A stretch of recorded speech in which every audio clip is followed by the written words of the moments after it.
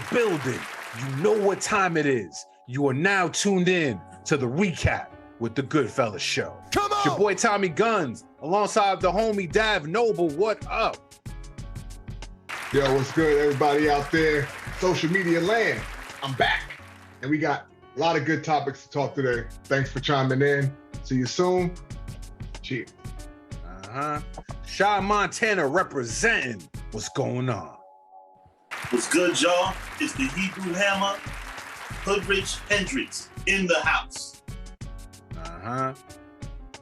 Heritage hip-hop's own Karev Yah, always repping for the culture. What's going on? Peace and blessings. Welcome back to the recap with the GoodFellaz, the podcast that tells you not only the truth, but dares to bring the truth to your face. Make sure you like, subscribe, share, and comment, and be sure you join the family. The buffet table is set, and it's time to spread. Let's go. And of course, beyond Mayhem Media's own Sayjin behind the boards doing what he does. Salute to that dude, man. Just making the show look so official. And shout out to the homie Big A. He will be in the building in just a few minutes. You already know what it is. So we back another week. And just when we think that, you know what, we can't top what happened last week. Surely it won't be that crazy. Some crazy shit happened. So we're here to talk about it. And of course, I think everybody right now in the hip hop, not even just hip hop, but just pop culture, you know, just people. By now, you already know that Takeoff from the Migos was shot and killed, apparently in a dice game at some event. But regardless, he passed away way too young. That just shouldn't have happened. Shout out to him, RIP to him. And, you know, not only just him, but over the course of the last couple of years, it seemed like there's an epidemic of hip hop artists that have been getting killed and murdered and passed away way too early. And tonight we're talking about it because, you know, not to say that one death is more significant than another, because it's not at all. But I feel like this one really hit close to home. It just, you know, because the media likes to portray hip hop as, you know, that street shit, like, oh, they was at the wrong place at the wrong time, or they was doing thug shit or whatever. But the Migos, they're on another echelon of not only fame, but of money. Like, they are probably one of, I would say within the last 5-10 years, one of the biggest acts in hip hop consistently. You know, they were in that level where you could mention them with a Kanye or a Future, or, you know, just those echelons of artists. And not to say it's acceptable when anybody gets killed or shot or any type of violence, but I was really surprised because I just think personally that, you know, once you hit a certain level, you're kind of insulated from that. And this just kind of brought me back to reality. You know, on the one hand, like, yo, anybody at any given time could be touched, and it doesn't matter who you are, how much fame you got. Like, it can happen. I was shocked when I heard the news. So anyway, the GoodFellaz, we're going to be addressing the whole situation that happened with Takeoff, and not only him, but just all our fallen soldiers in the hip hop culture. And, you know, because it's an epidemic at this point. I read somewhere where somebody said that being a rapper was one of the most dangerous professions in the world. So that's what we're talking about right here in the recap show. Let's just give our thoughts. Shai Montana, I know you were a big Migos fan. Where were you when you first heard the news? How did it make you feel? And were you shocked when you heard the news? I just woke up, checked my social media, and started seeing it. And honestly, no, I'm not shocked. How could you be shocked being a person who's been in love with hip hop for 20, 30 years? This has been the case. I was in high school, Big and Pop got shot. You know what I mean? Yeah. Killed. You know, even before me, Scott LaRock. Like, you know what I'm saying? You know, gun violence has been a part of hip hop almost as much as rhymes. Which I really want. And, you know, it's sad. I don't personally feel an emotional attachment. A lot. Even the girl I'm talking to, she texted me that day, asked me if I was alright, because she knows that I fuss with their music. But I'm like, oh, I love the music. I'm not so much attached to the individual. It is sad that it happened, but, you know, I'm not one of those that cries and then, oh, this one hits home. Like, no, this one hits home if it happens to somebody that I know. You know what I mean? That one, it don't hit home, but you sad, you know, number one, he had kids. I'm sure he has a mom, like family is gonna be without him. It's just another sad situation. And then of course, what the part that do make me sad is I'm not gonna get to hear anything more from him from this point forward. Anything that I hear now would be unreleased material or going back to listening to stuff that he did release. Yeah. Like it's officially a wrap for the Migos now. I mean, first of all, they already kind of broken up, and Takeoff and Quavo were kind of doing their own thing, but it's a fit. You know, I had always hoped that, all right, you know, they'll get back together, or you know, at some time they'll piece it up and there'll be like a Migos reunion album, but nah, man. It's funny though, because the Migos have always had because I don't know when y'all started following them. I started listening to them back with Versace. The Migos have almost always been short a member. Because Offset was locked up for a minute. Offset stayed locked up. So I think their first album was without Offset. Even before Versace, like a lot of people first discovered the Migos with Bad and Bougie, but man, they had club. I remember when I used to think it was Takeoff. Takeoff. Now I think about it, I was like, yo, who those cats with like the Rick Ross sounding dude? Like for some reason at the time, you know, like they were like in this club, like they had to join. They had hits like even before they hit the national level. And at first, I didn't even know who they were, but I was like, this joint kind of catchy right here. And you know, the joint with Versace with Drake, that kind of put them on a wider, you know, up to a wider audience. But then Bad and Bougie hit, and I was like, yo, like, oh, that was it. But were you shocked that it was a member of the Migos, you know, or to you it's like anybody at any given time? Bro, the way rappers carry themselves, anybody can get it, bro. Mm-hmm. Rappers, I have to say this, unfortunately, because of the extreme keep it real thing of hip hop, rappers are subject to having to go certain places and keep it real. They have to portray the tough guy image. You know, you don't see Billy Ray Cyrus getting shot up. You know, you don't see people from other genres having these problems. I mean, Miley Cyrus might get her club shot up, but not Billy Ray Cyrus. He's pretty good. Yeah, but you know, you just don't see it with other genres because they don't have a stipulation that you have to live your lyrics, right? Mm-hmm. You could be a totally loveless person, but you can make a damn R&B or rock song and make everybody just love you. You know what I'm saying? With hip hop, it's always like many detectives trying to figure out who's real and who's fake, and you have to be real, so you have to do things. You have to be in certain places. You know what I'm saying? And you know, you have to portray that image. Yeah. And it don't stop with hip hop. Yeah, it's like once you live that lifestyle, it's like you almost have to maintain it, even if it's no longer the lifestyle you live, and B, even if it might end your life. It's, you know, I feel like a lot of artists feel like they're in that position. Shout out to Shai Montana. Yo, Dav Noble, I'm gonna throw the question your way. How do you feel about the whole Takeoff situation? What were your first thoughts when you heard about it? Were you surprised that an artist of a group of that caliber was even in that situation? And what is the problem with hip hop where this is still happening? I mean, I was surprised because when I think of like artists who I would like, Biggie and Tupac, they rapped about that. They rap more about it, like, you know, gang life and shooting, and like Migos to me was like party rap. I don't know, you know what I'm saying? Like I couldn't take them like seriously as thugs. I don't think they really portrayed themselves like that because they weren't that big. Like I remember when they had a beef with Joe Budden, he was like, yo, I'm about to get like jumped by the stylistics. You know what I mean? When they were dressed. I remember that. You know what I'm saying? So I never saw them as like, you know, there's dudes is always like, you know, you're a part of that life, but you don't ever see them dudes like you would think of them at this point, and like you said, where they are money-wise and talent-wise to be like in the streets. It's like, but you don't have to even be in the streets anymore. Like, it's just crazy, man. What's crazy to me is that like dudes really just don't fight. Come on. You know what I mean? Like dudes really just don't fight no more. And it's not like, why would you shoot? Like what threat does Quavo and Takeoff really pose to you?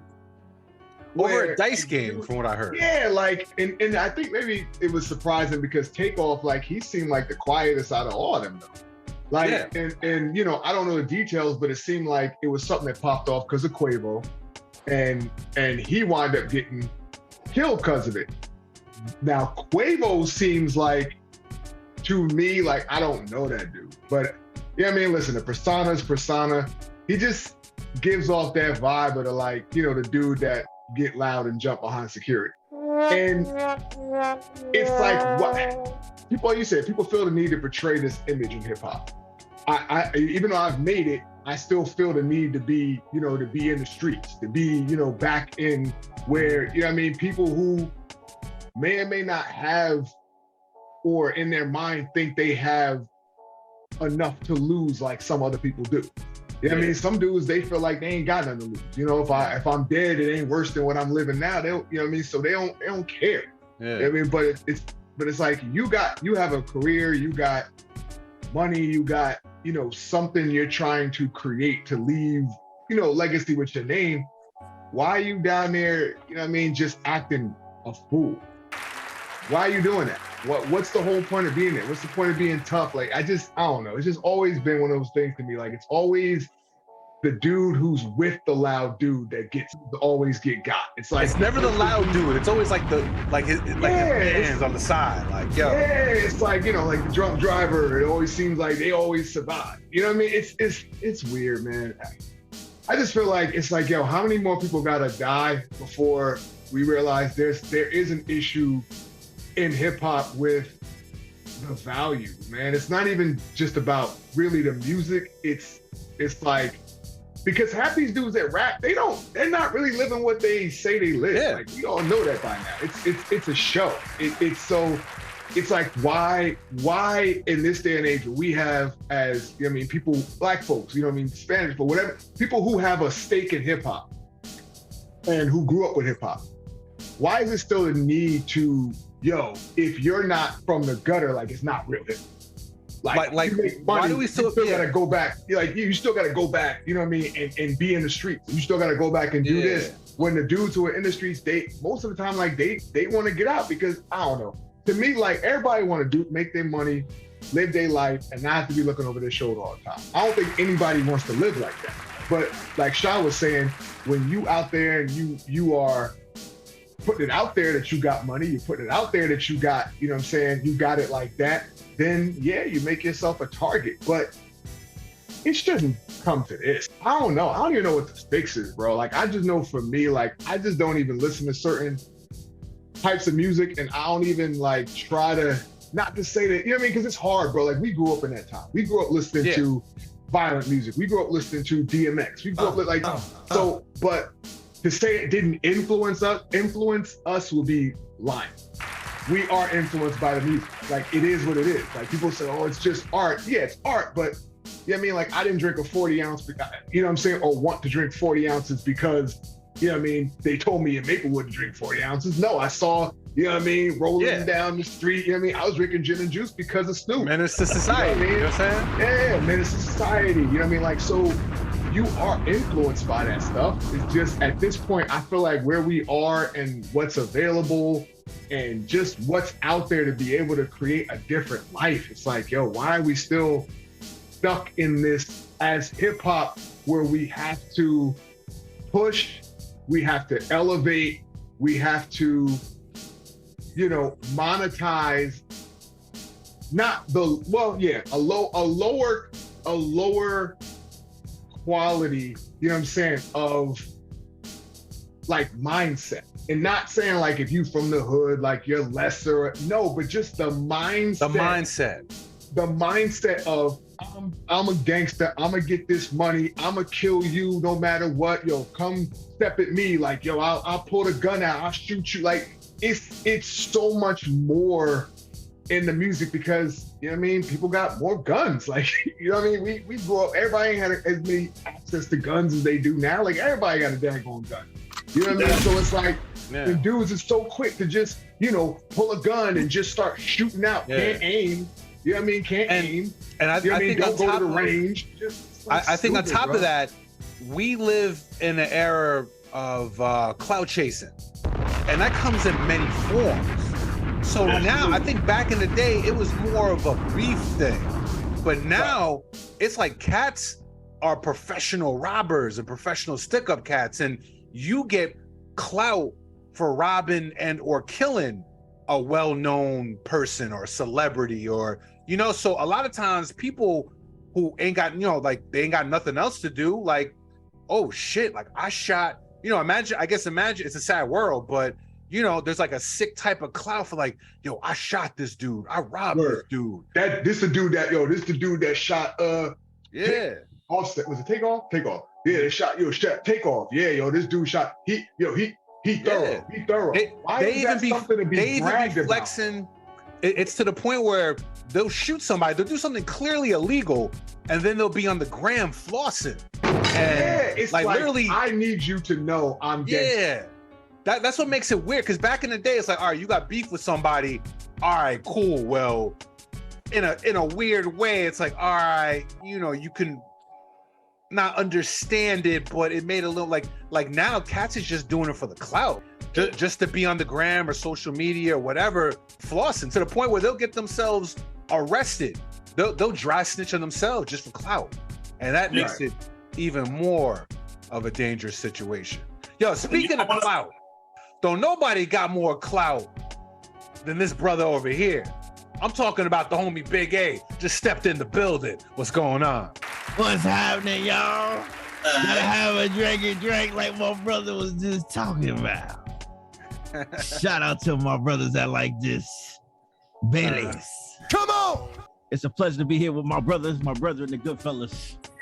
What's up, man? Yo, so just to let you know what the topic is. I mean, I'm sure you have guessed it by now, but yeah, we're talking about the situation with Takeoff and his unfortunate murder, and just our feelings about it and why is this going on, but just, yo, at what point does this stop in hip-hop? Like, what does hip-hop have to do to kind of end this epidemic of violence? So that's kind of what we've been talking about. What we gonna do to end this? Come on now. As I once heard Uncle Ruckus say, niggas are gonna be niggas no matter where niggas is gonna be. Yes, we have Uncle Ruckus in the building. The show's about to go to 100 right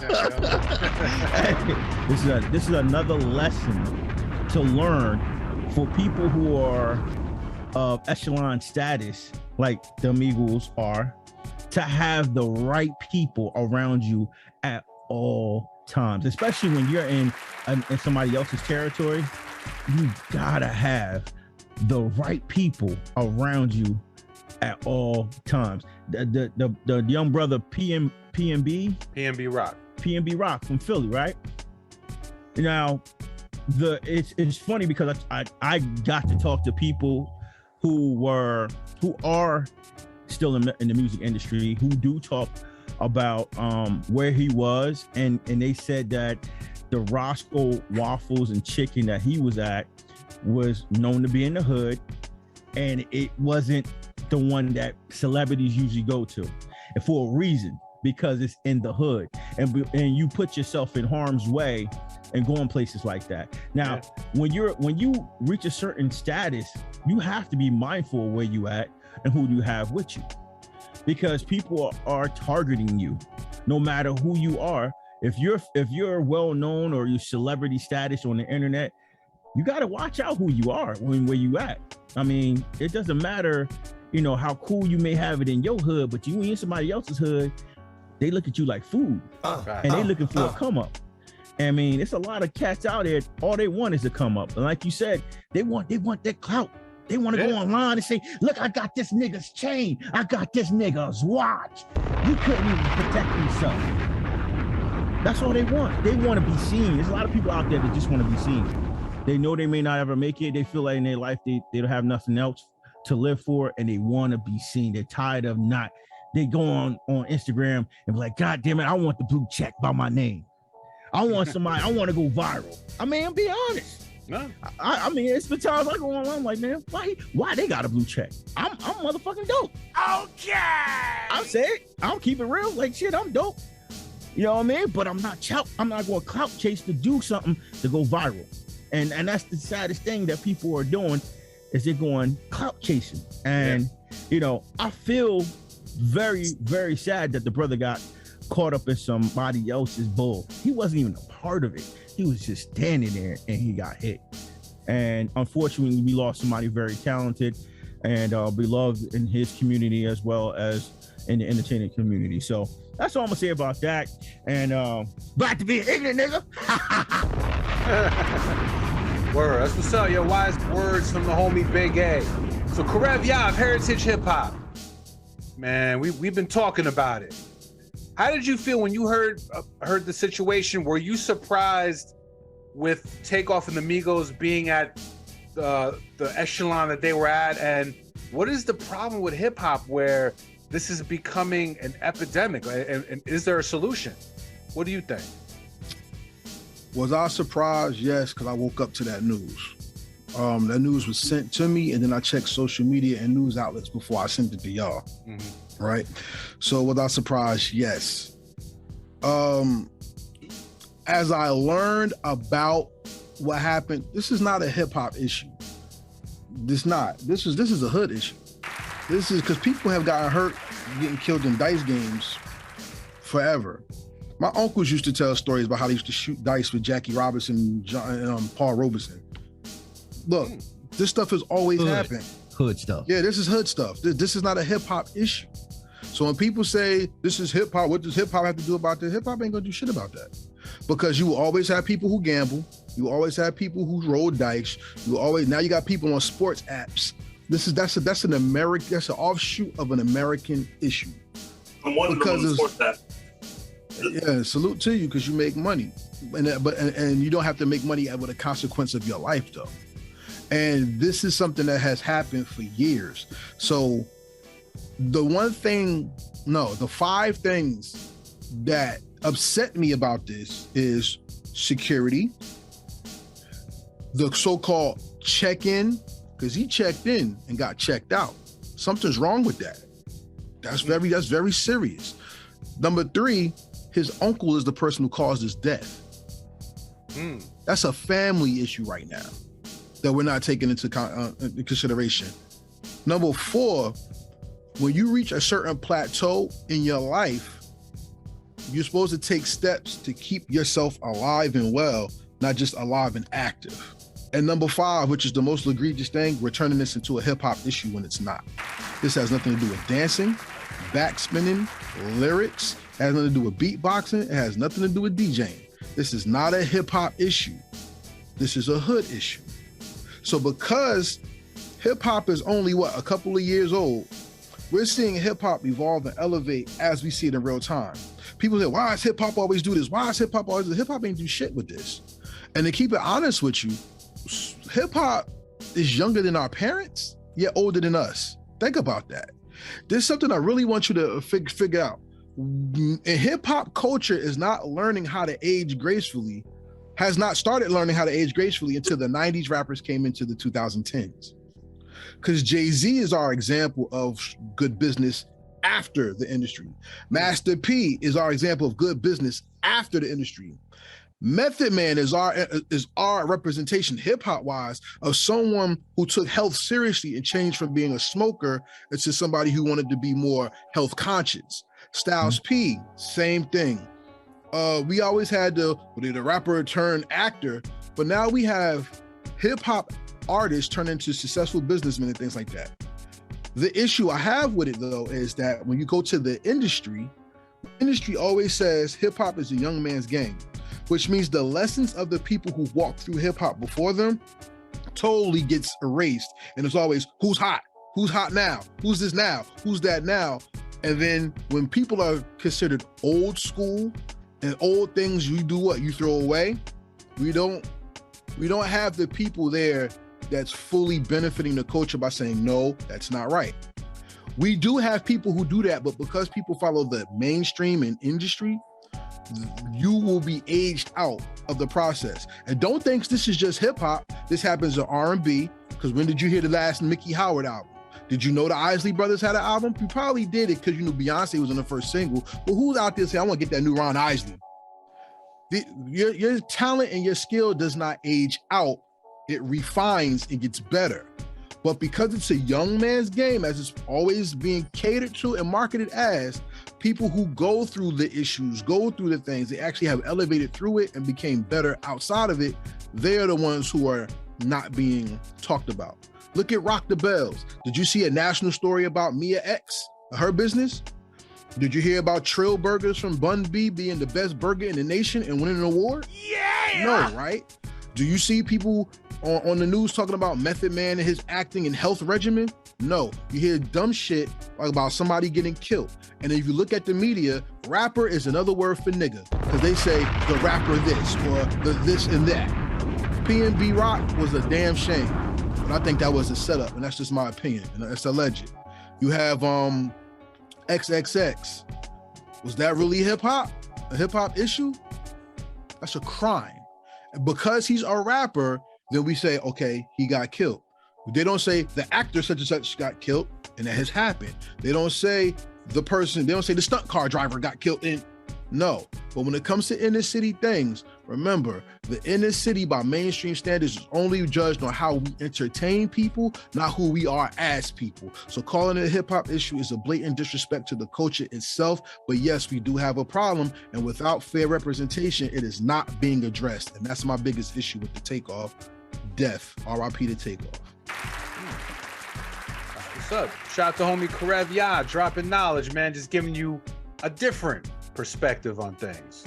Unfortunately, it's about that time. The GoodFellaz, we got GoodFellaz things. We got shit to do. So until then, part 2 of this episode, you already know how it is. The bad guys is in the building, but we got to be out. So until next week.